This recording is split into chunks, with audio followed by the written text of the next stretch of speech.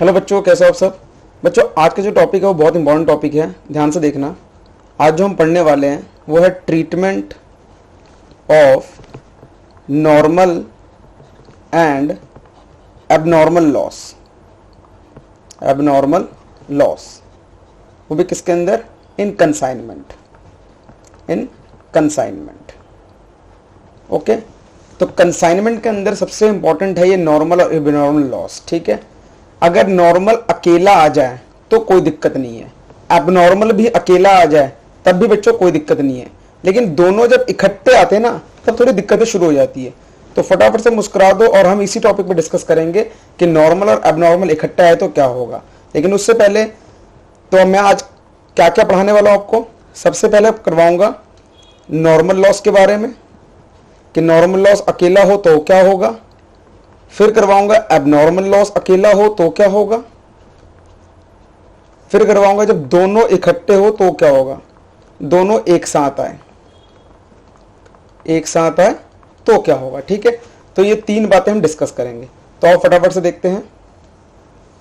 तो लिखेंगे first normal loss.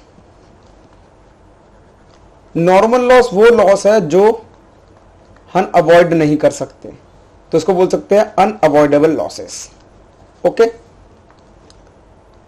Unavoidable losses.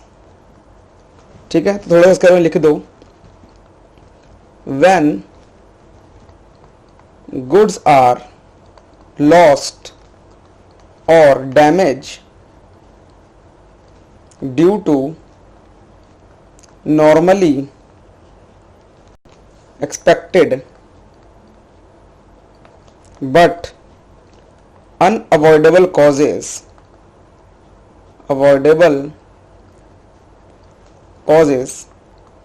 such as loss due to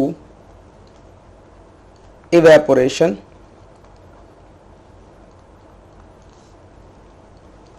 leakage,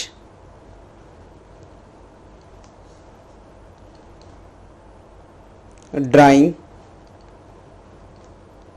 etcetera. और भी लिख सकते हो स्पॉइलेज। एक्चुअली क्या है, ये वो लॉस है जो हम अवॉइड नहीं कर सकते, हमें पता है ये होगी ही होगी। ठीक है, छोटी सी अगर बात को समझाऊं, अगर मैं 100 किलो गन्ना पीसूंगा और उससे अगर चीनी बनाता हूं, 100 किलो शुगर केन से चीनी बनाता हूं, शुगर बनाता हूं, तो मुझे पता पूरी 100 किलो निकल के नहीं आएगी, शायद 80 निकले, 60 निकले, जितने भी निकले। तो जो बीच का डिफरेंस है वो क्या है? नॉर्मल लॉस है। क्लियर होगी बात? नॉर्मल लॉस है। और इसीलिए इस नॉर्मल लॉस की no separate entry in consignment. No separate entry in consignment. Consignment में कोई इसकी अलग से एंट्री नहीं होती, याद रखना इस बात को। तो फिर क्या होता है? तो इस पॉइंट को समझाने के लिए एक फॉर्मूला लिखवाता हूं। जब हम क्लोजिंग स्टॉक निकालेंगे, किसका? कंसाइनमेंट का क्लोजिंग स्टॉक निकालेंगे, तब ये नॉर्मल लॉस काम आएगा। तो अगर सिर्फ अकेला नॉर्मल लॉस क्वेश्चन में गिवन है तो आप क्लोजिंग स्टॉक निकालने के लिए हमारे पास दो मेथड है। एक तो मेरे फॉर्मूला लिख रहा हूं और एक तरीका बताऊंगा जब क्वेश्चन करेंगे। फॉर्मूला क्या है?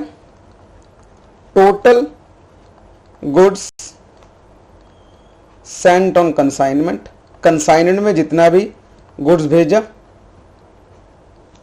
टोटल कॉस्ट लिख देता हूं, cost of goods consignment, plus total non, मैं थोड़ा सा और अच्छी तरह से लिख देता हूं इसको, कंफ्यूजन ना हो किसी को भी। ऐसे लिख लो, total amount of goods sent on consignment plus total amount of non-recurring expenses divide by total goods sent minus normal loss। normal loss multiply by, यहां पर क्या लिखेंगे? Closing stock. या फिर वो लिख दो, सिंपल सी बात में लिख देते हैं अनसोल्ड स्टॉक। Clear point. एक तो ये फॉर्मूला है, और एक और तरीका है, वो हम एक क्वेश्चन करते हैं फिर समझते हैं कैसे करना है। ठीक है, तो आओ फटाफट क्वेश्चन को देखते हैं। मैंने एक क्वेश्चन बना रखा है आपके लिए, एक problem 1, treatment of normal loss.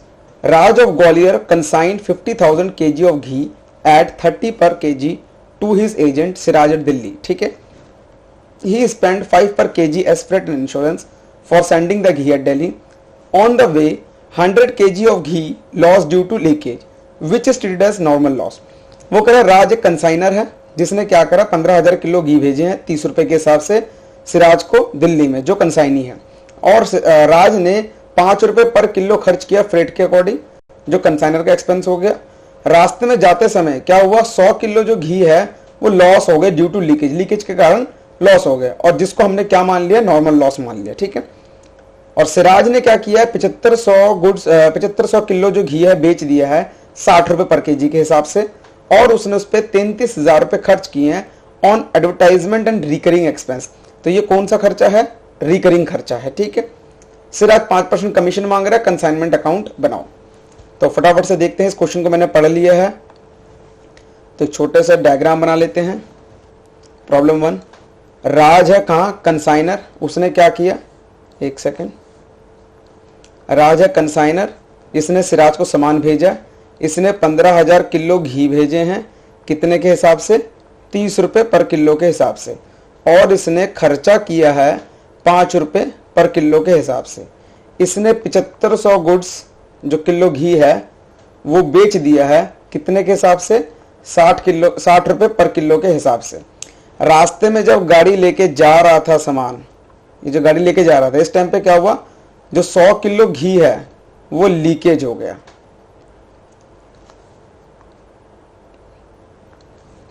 सौ किलो घी क्या हो गए, लीकेज हो गए।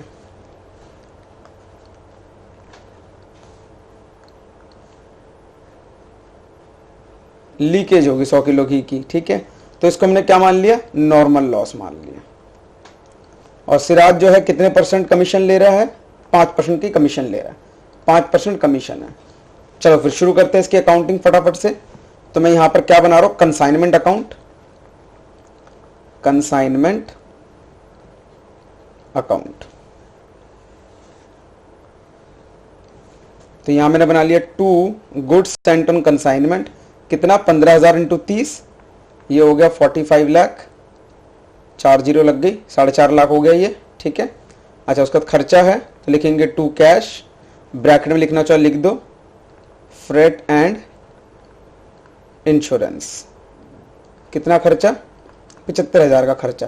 कैसे निकला, यहां मैं कर देता हूं इसको स्टार लगा के, 15,000 इंटू 5, 15,000 इंटू 5, 75,000 हो गया। ठीक है, इसने 7500 किलो बेच दिया है सिराज ने, तो बाय सिराज। सेल किया है, ब्रैकेट में लिखना चाहो लिख लो, सेल 7500 इंटू 6, 7500 इंटू 6, सॉरी 60। तो इसको कैलकुलेट कर लेते हैं, ये हो गया 4,50,000। इसने 4.5 लाख का इसको बेच दिया। ठीक है, अच्छा अब हमारी यहां पर सारी बातें खत्म होगी। यहां पर अच्छा इसने खर्च किए थे 33,000 रुपए, वो भी याद रखना। तो यहां लिखेंगे 2 सिराज, तो यहां पर लिख देते हैं advertisement and recurring expense, recurring expense कितना है, 33,000 ये हो गया, और इसको कमीशन मिलेगी कितनी, 5% ऑन सेल, तो 4.5 लाख का 5%। तो सीधा निकाल देता हूं मैं, 4.5 लाख का 5%, ये होगा 22,500। मैं यहां कैलकुलेट कर देता हूं कमीशन, 4.5 लाख का 5%। कैसे निकला, ये इस तरीके से कैलकुलेट कर लिया हमने इसको। कंप्लीट, यहां तक बात समझ आ गई आप लोगों को। ठीक है, यहां पर ही खत्म हो गया। अब यहां पर एक पॉइंट रह गया बाय नॉर्मल लॉस का। मैंने अभी आपको समझाया कि नॉर्मल लॉस की सेपरेट एंट्री कोई भी पास नहीं होती, तो इसका मतलब पक्का बात है यहां पर तो कुछ आएगा नहीं। लेकिन जो नॉर्मल लॉस का जो घाटा होता है, जो नॉर्मल लॉस हुआ, वो कौन उठाता है, वो कंसाइनर उठाएगा अपने क्लोजिंग में स्टॉक के ऊपर, वो स्टॉक के ऊपर चार्ज कर लेगा। तो यहां पर मैं क्या लिख रहा हूं, क्लोजिंग स्टॉक। तो ये क्लोजिंग स्टॉक जो निकलेगा लास्ट में यहां पर क्या आ जाएगा, जो भी प्रॉफिट लॉस। तो इस क्लोजिंग स्टॉक को कैलकुलेट करने के लिए वर्किंग नोट 1 बना रहा हूं मैं। पहले तो फॉर्मूला पुट कर लेते हैं, क्लोजिंग स्टॉक। तो क्लोजिंग स्टॉक मुझे पता है कैसे लगेगा, 15,000 किलो घी थे जिसमें से 100 किलो खराब हो गए, सीरीज वाइज चलना। फिर 14,900 मिले होंगे किसको, सिराज को, जिसमें से 7500 किलो घी उसने बेच दिए। लास्ट में कितना बच गया, ये बच गया 9 में से 5 गया 4, और ये 14 में से 7 गया 7। तो यहाँ पर 44, 14,900 माइनस 7500, 7400 गुड्स ये बच गए। क्लियर पॉइंट, ठीक है। तो ये हमारा क्लोजिंग स्टॉक आ गया। अब फॉर्मूला क्या था, टोटल गुड्स एंड अमाउंट उसका 4.5 लाख, जो फॉर्मूला था 4.5 लाख। चलो फॉर्मूला भी लिख देता हूं मैं यहां पर एक बारी, total amount of goods and plus total non recurring expense divide by, ऐसे भी लिख सकते हो, नंबर ऑफ गुड्स सेंट या total goods Saint, total goods Saint minus normal loss, normal loss multiply unsold stock, unsold stock. तो ये हो गया 4.5 लाख, ये हो गया 75,000 डिवाइड बाई ये हो गया 15,000 माइनस 100 मल्टीप्लाई 7400।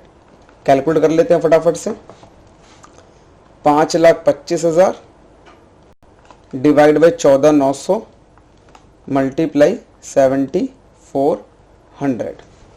तो 5,25,000 मल्टीप्लाई 7400 डिवाइड बाई 14,900।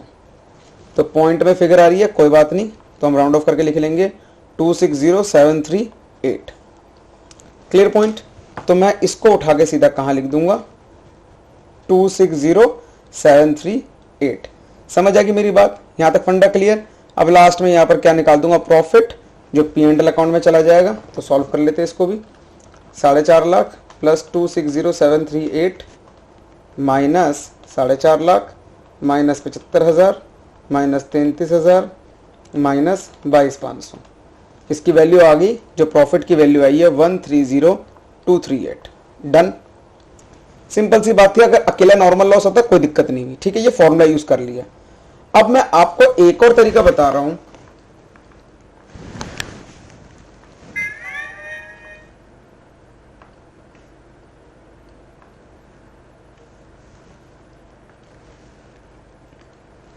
अब यहां पर तो आपको क्लियर हो गई कि बात ये कैसे निकला सॉल्व होके मेरा। अब यहां तक आप लोगों को बिल्कुल क्लियर होगी बात, सिंपल सी बात थी।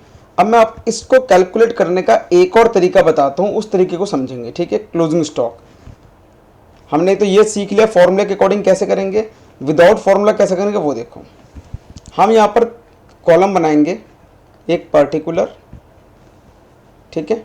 चलो मैं यहां पर हेडिंग डाल देता हूं, कैलकुलेशन ऑफ क्लोजिंग स्टॉक। कैसे निकाल रहे हैं हम, यहाँ पर एक कॉलम बना रहे हैं पर्टिकुलर, दूसरा बना रहे हैं हम क्वांटिटी, तीसरा बना रहे हैं हम अमाउंट का, ठीक है। ये भी तरीका अच्छा है, ये भी बुरा नहीं है। तो यहाँ पर cost of goods sent on consignment, हमने कहा हमने 15,000 किलो भेजे 30 रुपये के हिसाब से, 4.5 lakh plus consignor expenses, quantity तो कुछ थी नहीं, सीधा सीधा खर्चा 75,000 रुपये का। तो टोटल कॉस्ट कितनी आ गई जब कंसाइनर के पास गुड्स था, तो हमने ये बोला 15,000 और ये हो गया 5,25,000। मतलब 5,25,000 डिवाइड बाई 15,000 करेंगे तो कंसाइनर के पास की कॉस्ट निकल जाएगी जब उसने भेजा। नॉर्मल लॉस हो गया, मैंने यहाँ पर लिखा नॉर्मल लॉस, और नॉर्मल लॉस की कोई वैल्यू नहीं होती, लेकिन क्या खर्च हुआ है, क्वांटिटी खर्च हो गई है, एक तरीके से ख़त्म हो गया मेरे पास से 100 किलो ख़त्म हो गया। तो मुझे पता लग गया अब जो 14,900 है उसकी वैल्यू कितनी होगी, 5,25,000। तो मैंने अभी थोड़ी देर पहले समझाया था, जो नॉर्मल लॉस होता है उसकी वैसे सेपरेट एंट्री पास नहीं होती, लेकिन उसका जो भी लॉस होता है वो उसकी कॉस्ट में हम डाल देते हैं, कॉस्ट से रिकवर कर लेते हैं, ठीक है। तो इसके मुताबिक हमारे पास कितने वैल्यू बच गए, 14,900 की वैल्यू है 5,25,000। अब हमारे पास क्लोजिंग स्टॉक कितना है, हमारे पास क्लोजिंग स्टॉक कितना था जो पीछे कैलकुलेट किया था हमने, 7400 गुड्स का।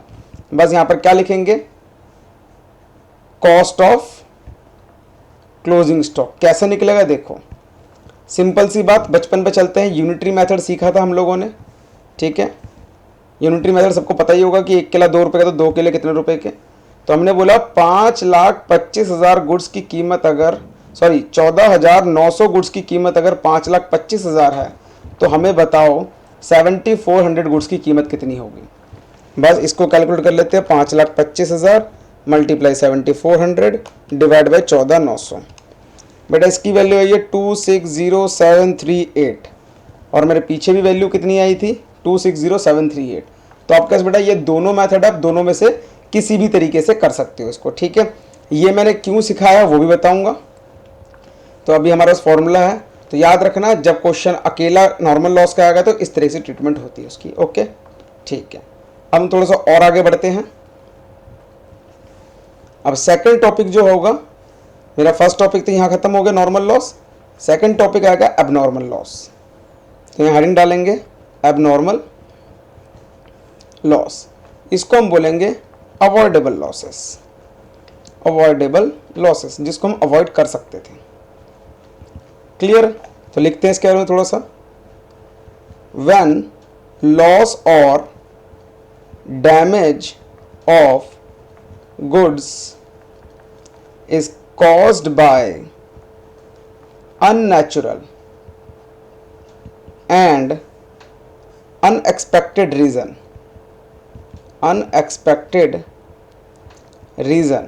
then such loss is treated as abnormal loss, abnormal loss। Clear point. जैसे कि एग्जाम्पल के तौर पे लॉस ड्यू टू फायर, ठीक है, थेफ्ट हो गया, एक्सीडेंट हो गया, तो ये सब कुछ है जो एबनॉर्मल लॉस के टाइम पे यूज हो जाता है, ठीक है। आगे बढ़ सकते हैं। अब यहां तक समझ आएगी बात, अब कैलकुलेशन कैसी होगी वो देखना पड़ेगा हमें। आओ फटाफट से स्टार्ट करते हैं। तो यहां पर मैं एक तरह से कंसेप्ट लिखवा देता हूं, कैलकुलेशन ऑफ एबनॉर्मल लॉस कैसे निकालेंगे। हम यहां लिखेंगे कॉस्ट ऑफ एबनॉर्मल लॉस, जो भी कॉस्ट होगी उठा के लिख देंगे, plus proportionate expense of consignor. Consignor के जो भी खर्चे होंगे प्रोपोर्शनेट बेस पे होंगे, वो कैसे भी देखते हैं, plus proportionate expense of consignee, वो भी प्रोपोर्शनेट बेस पे होंगे, देखते हैं। लेकिन यहाँ पर जो एक्सपेंस की बात हुई है ये सिर्फ नॉन रिकरिंग एक्सपेंस, किसके, वो भी कंसाइनी के, non recurring expense. Clear. Last में जो भी आएगा वो क्या कहलाएगा, gross loss of abnormal loss, ठीक है। इसमें से अगर इंश्योरेंस क्लेम अगर होता है क्वेश्चन के अंदर, तो इंश्योरेंस क्लेम को माइनस कर देंगे, लास्ट में जो वैल्यू आएगी वो नेट लॉस कहलाएगी, ठीक है। ये इसका फॉर्मेट है पूरा एबनॉर्मल लॉस का। तो आओ इस पे भी एक क्वेश्चन करते हैं, फिर समझते हैं इस बात को भी। तो जो मैंने बना रखा है ये problem number 2। Raj of Gwalior consigned 50,000 kg, मैंने सेम ही क्वेश्चन बना रखा है, बस लाइन चेंज कर दी। On 400 kg of ghee was destroyed in transit, 400 घी खराब हो गए ट्रांजिट में, और 900 रुपये कंसाइनर को इंश्योरेंस कंपनी ने इंश्योरेंस क्लेम के बदले दे दिए। बाकी क्वेश्चन एज इट इज। ये एक्स्ट्रा पॉइंट जुड़ गया जो एबनॉर्मल लॉस का था। तो कैसे करेंगे इसको भी देखते हैं हम।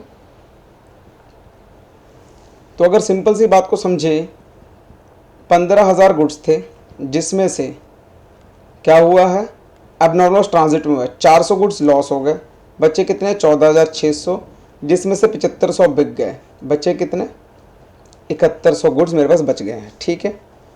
क्लियर होगी बात। ये मेरा अनसोल्ड स्टॉक है, इसके अंदर पिछले में अनसोल्ड स्टॉक कुछ और था, ठीक है। अब शुरू करते हैं। यहाँ पर लिखा मैंने कंसाइनमेंट अकाउंट,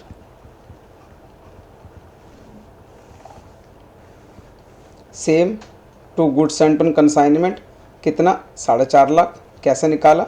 अब मैं यहाँ लिख दूंगा 15,000 इंटू 30। अब पहले भी लिख सकते थे टू कैश, यहाँ लिख दूंगा मैं फ्रेट एंड इंश्योरेंस कितना 15,000 इंटू, मैं यहाँ कर देता हूँ 15,000 इंटू 3 नहीं था, एक सेकंड में देख लेता हूँ क्वेश्चन में 5 था, सॉरी 15,000 इंटू 5 75,000, ठीक है। अच्छा एक बार पीछे भी देख लेते हैं, मैंने वहाँ पर भी 15,000 इंटू 5 ही करा था ना। 15,000 इंटू 5, ठीक है। फिर क्या करा? एबनॉर्मल लॉस हुआ तो मुझे वो लिखना पड़ेगा एबनॉर्मल लॉस। कैसे कैलकुलेशन होगी वो देखेंगे। मैं इधर वर्किंग नोट 1 लिख रहा हूँ। फिर उसने सामान बेचा है सिराज ने, सेल कितना, यहाँ कर देते हैं 7500 इंटू 60 कितना आया था 4.5 लाख। फिर यहाँ निकलेगा क्लोजिंग स्टॉक, इसकी भी कैलकुलेशन देखेंगे वर्किंग नोट 2 पर। यहाँ आ जाएगा टू सिराज। सबसे पहले तो उसका रिकरिंग खर्चा, क्योंकि नॉन रिकरिंग ये क्वेश्चन में, रिकरिंग एक्सपेंस 33,000। और यहाँ पर क्या आ जाएगा? कमीशन भी हमने पीछे निकाली थी, उसी को लिख लेते हैं 22,500। ये टोटल हो गया 55। ये डन, पूरा क्वेश्चन यहाँ ख़त्म हो जाएगा। लास्ट में यहाँ पर क्या निकल जाएगा? P&L, ब्रैकेट में लिख देता हूँ प्रॉफिट। अब पहले एबनॉर्मल लॉस को निकालना सीखते हैं। Calculation of abnormal loss. सबसे पहले कॉस्ट ऑफ एबनॉर्मल लॉस कितना? 400 किलो घी 30 रुपये के हिसाब से 12,000। Any doubt? क्वेश्चन देख लेते एक बारी, अगर कोई डाउट है तो आपको। 400 किलो घी है, 30 रुपये की कॉस्ट है, तो हमने कहा यही होगा 12,000। प्लस मैंने बोला था प्रोपोर्शनेट एक्सपेंस। प्रोपोर्शनेट एक्सपेंस का मतलब ये होता है, अगर मैं सिंपल सी बात को समझाऊं, proportionate expense of consignor. 400 kilo घी कितने रुपए के हिसाब से? 5 रुपये के हिसाब से 2,000 आ गया। अगर आप प्रोपोर्शन करोगे, प्रोपोर्शन हो गया 5। लेकिन अगर मैं दूसरे तरीके भी समझाना चाहूं तो कैसे कर सकते हैं, देखो ध्यान से। मैंने कहा 75,000 खर्चा हुआ था 15,000 गुड्स के ऊपर, तो बताओ 400 पे कितना होगा? सेम 2,000 ही आंसर आएगा, चेक कर लो। इसको काटेंगे तो 5, 2,000। इसको कहते हैं प्रोपोर्शनेट बेसिस। ठीक है, क्लियर होगी बात? ठीक है। और ये चीज़ें हमने पहले ही पढ़ रखी हैं। Plus proportionate expense of consignee, लेकिन कौन से खर्चे? नॉन रिकरिंग, और जो क्वेश्चन में है नहीं, तो इसको ऐसे ही छोड़ देंगे। टोटल कितना लॉस हो गया हमारा? 14,000 का लॉस हो गया। अगर क्वेश्चन में इंश्योरेंस की बात ना लिखी हो तो यही लॉस है, अगर लिखी हो तो ये ग्रॉस लॉस हो जाएगा। माइनस कर देंगे इंश्योरेंस कंपनी का 9,000 रुपये और 5,000 रुपये बच जाएगा, ये नेट लॉस है। क्लियर? हमें कंसाइनमेंट अकाउंट में यही दिखाना है 14,000। क्लियर? क्योंकि यही एक्चुअल लॉस है। तो हमने क्या किया, यहाँ 14,000 भी दिखा सकते हो, या फिर आप कहते हो नहीं थोड़ा अलग अलग करे के और कोई तरीका है। हमने कहा आप इस एबनॉर्मल लॉस को 14 पूरा ना दिखाकर P&L खर्चा कितना हो गया जो एक्चुअल लॉस हुआ, उसके बाद हमने कहा 5,000 का, और इंश्योरेंस कंपनी क्लेम से कितना मिला? 9,000। टोटल कितना? 14,000। अब आपकी मर्जी, आप कैसे दिखाना चाहो वो दिखा सकते हो। डायरेक्ट 14 लिख दो, वर्किंग नोट 1 में पता लग जाएगा, या फिर ऐसे अलग अलग करके दिखा दो। क्लियर? लास्ट में निकलेगा by closing stock, working note 2। तो इस पे चलते हैं।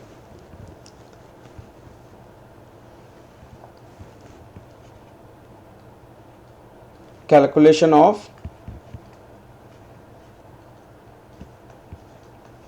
Closing stock, concept same, cost of closing stock कितना, क्लोजिंग स्टॉक कितना है हम चेक कर लेते एक बारी।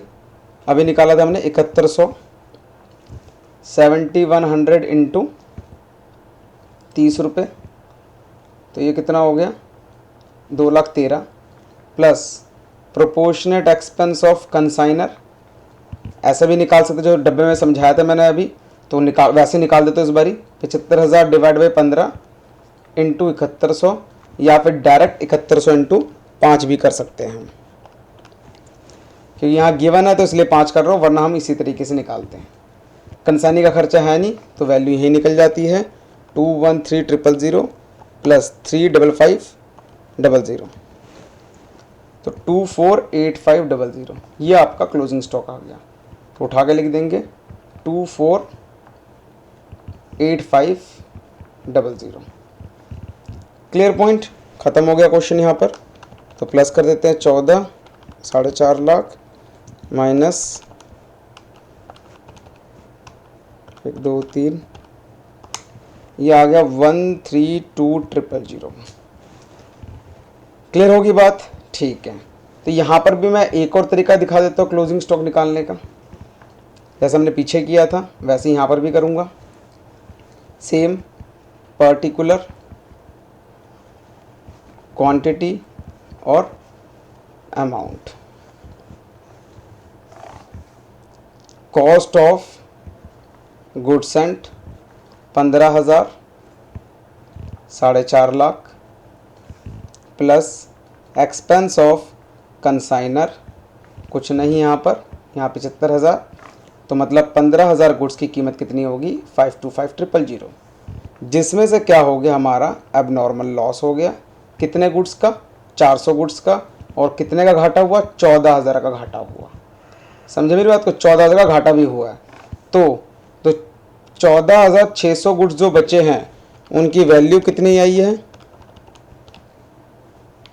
525 माइनस 14,000, 511,000, तो ये 14,600 गुड्स की वैल्यू है।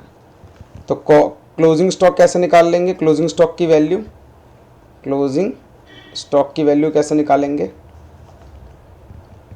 सेम 511,000 अगर 14,600 गुड्स की वैल्यू है तो हमें बताओ 7100 की वैल्यू कितनी होगी। तो 511,000 multiply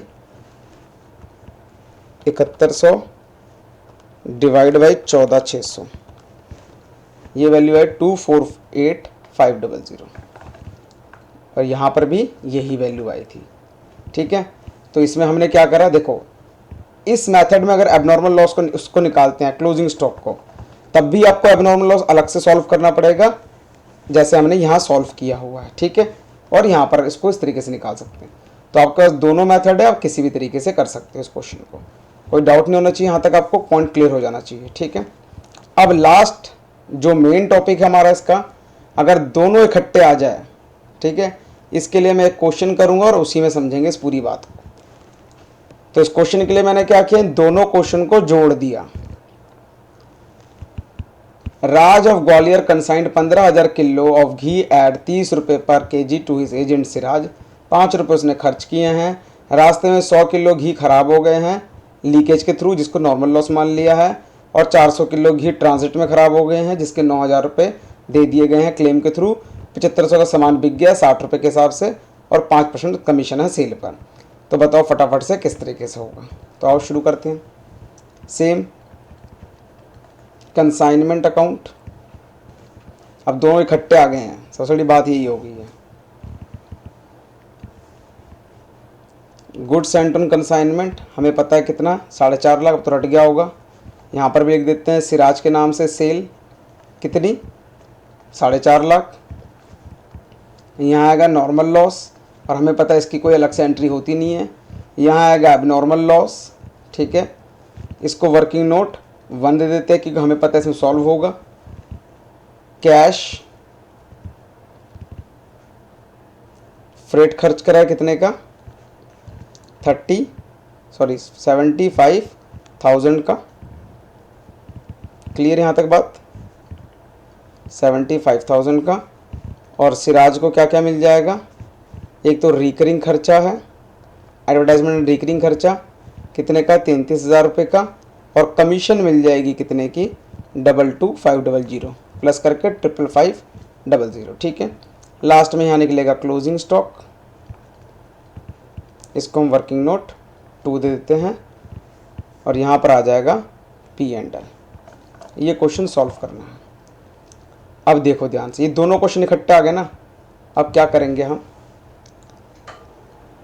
calculation of abnormal loss तो वैसे निकाल लेंगे जैसे निकाला था। कैसे निकाला था, कॉस्ट ऑफ एबनॉर्मल लॉस कितना, 400 into 30, 12,000 plus proportionate expense of consignor, कैसे, 400 इंटू 5, 2,000, टोटल 14,000। ये क्या हो गया, gross loss minus insurance company कितना, 9,000, और 5,000 का नेट लॉस आ गया। क्लियर। अगर मैं इसको कंसाइनर में शो करूँगा तो वही P&L में 5,000 और इंश्योरेंस में 9,000, टोटल 14,000 रुपये। नॉर्मल लॉस की कोई वैल्यू नहीं होती। अब आती है इसकी बारी, इंपॉर्टेंट। तो उसके लिए मैं क्या करूँगा, दोनों इकट्ठे जब आते हैं, मैं यहाँ बनाऊँगा पर्टिकुलर, यहाँ बनाऊँगा क्वांटिटी, और यहाँ बनाऊँगा अमाउंट। बस इतनी सी कहानी इसमें समझनी है हमें। हमने बोला cost of goods sent 15,000 quantity और वैल्यू 4.5 लाख, बहुत अच्छे, प्लस एक्सपेंस ऑफ कंसाइनर कितना, 75,000, बहुत बढ़िया, 15,000, 5,25,000 less normal loss, normal loss कितना, 100 गुड्स का जिसकी कोई भी वैल्यू नहीं है। इसका मतलब 14,900 की वैल्यू कितनी है, 5,25,000। लेकिन फिर अनहोनी घटी, एबनॉर्मल लॉस 400 यूनिट की, और जिसकी वैल्यू कितनी निकली हमारी, 14,000 रुपये। मतलब अब जो गुड्स बच गए, कितने गुड्स बच गए, 14,500 गुड्स बच गए। वो कितने रुपए के बचे हैं, 5,11,000 रुपये के। ये 14,500 गुड्स की कीमत ये है। और हमारा क्लोजिंग स्टॉक कितना है वो तो निकाला ही नहीं हमने, निकाल लेते हैं। 15,000 में से 100 तो चले गए नॉर्मल में, 400 चले गए अब नॉर्मल में, 7500 गुड्स बिक गए। तो 15,000 माइनस 7,000 गुड्स हमारे क्लोजिंग स्टॉक है। तो यहाँ क्या करेंगे, क्लोजिंग स्टॉक की वैल्यू निकालेंगे। क्लोजिंग स्टॉक की वैल्यू कैसे निकलेगी, इसको हम पीछे पेज पे सॉल्व कर लेते हैं। क्लोजिंग स्टॉक इक्वल टू, हमने बोला 14,500 गुड्स की कीमत है 5,11,000, तो बताओ 7,000 गुड्स की वैल्यू कितनी होगी। तो 5,11,000 मल्टीप्लाई 7,000 डिवाइड बाई 14,500, इसकी वैल्यू होगी 246689। राउंड ऑफ करके आप इसको, ये 0.65 आ रहा है, तो इसको हम 246690 भी लिख सकते हैं। ठीक है, तो मैं यहाँ पर इसको उठा के कहाँ ले आया, 246690। बस यहाँ पर ये काम ख़त्म हो गया। 4.5 lakh plus 14,000 plus 246690 minus 4.5 lakh minus 75,000 minus 55,500, ये प्रॉफिट मेरा आ गया 130,190। तो इसके अंदर बेटा यही इंपॉर्टेंट कैलकुलेशन थी कि क्लोजिंग स्टॉक कैसे निकालते हैं अगर एबनॉर्मल और नॉर्मल दोनों इकट्ठे आ जाए। मैंने आपको ये तरीका भी सिखा दिया, ये तरीका भी सिखा दिया। ये तरीका मैं ज़्यादा तब फॉलो करता हूँ जब दोनों इकट्ठे आ जाते हैं। आपके पास दोनों तरीके हैं तो उस तरीके से आप कर सकते हो। ठीक है, तो ये आप ध्यान से रखना किस तरीके से इसको सॉल्व करना है, और कैलकुलेशन में बिल्कुल ही मिस्टेक मत करना।